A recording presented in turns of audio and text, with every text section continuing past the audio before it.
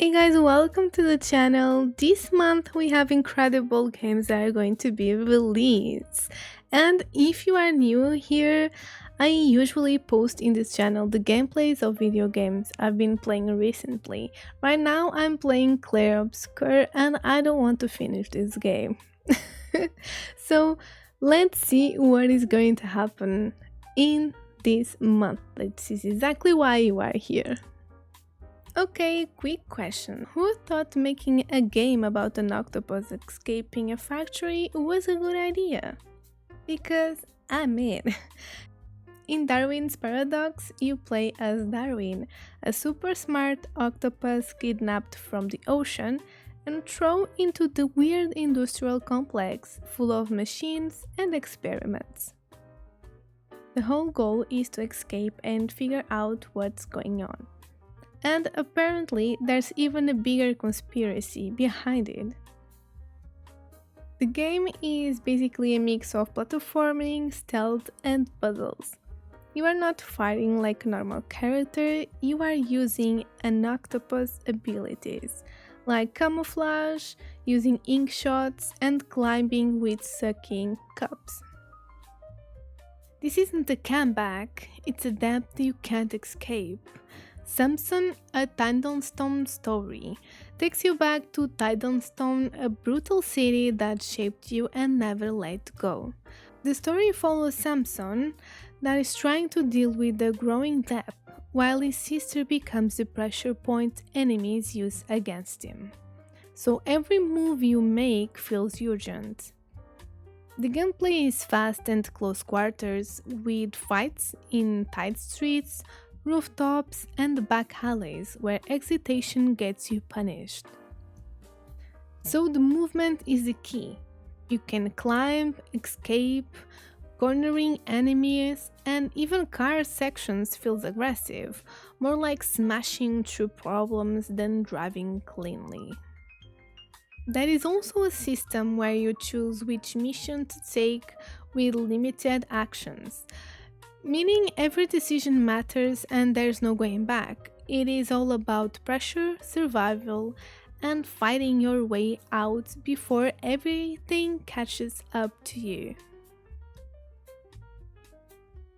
Now, this one is very different, like a completely different vibe. Instead of fighting or surviving, the House of Hikmah puts you inside a historical setting inspired by the real House of Wisdom. You are basically managing knowledge, translating texts, and building something meaningful. In this game, the gameplay is slower, more strategic, with resource management and decision making. Some narrative choices tied to knowledge and culture. Honestly, this is one of those games you don't expect to like. And then it just clicks. Okay, this one feels like it might hit you a bit.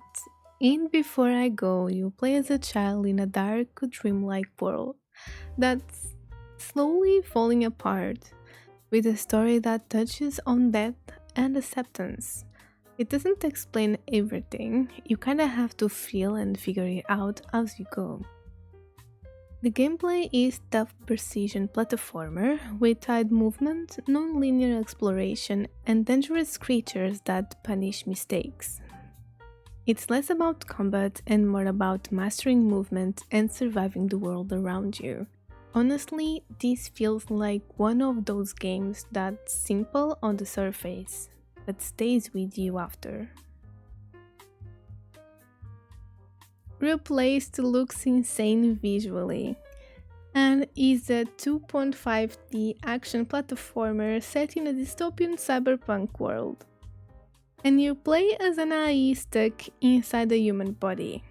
Yeah, I know it's already weird, but you are trying to survive in a corrupt society. And because of that, the combat is fast and brutal, mixing melee and ranged weapons with smooth animations that almost look rotoscoped. Movement, fighting, everything feels fluid. It's not just style though, the story is about identity, control, and survival in a broken world. This is one of the most stylish games on this list. Alright, it's time for competitive energy. Last Flag is a multiplayer-focused game where the objective revolves around control, strategy, and probably a lot of chaos. Think team-based gameplay where positioning and coordination matter more than just aim.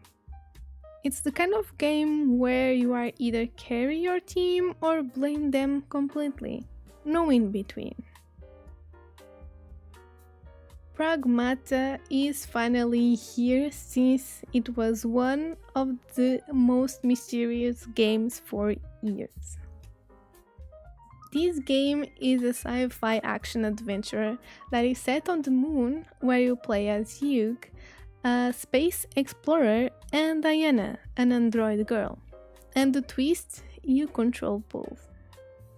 Playing with these characters with Hugh and Diana, it's a mix of shooting and hacking.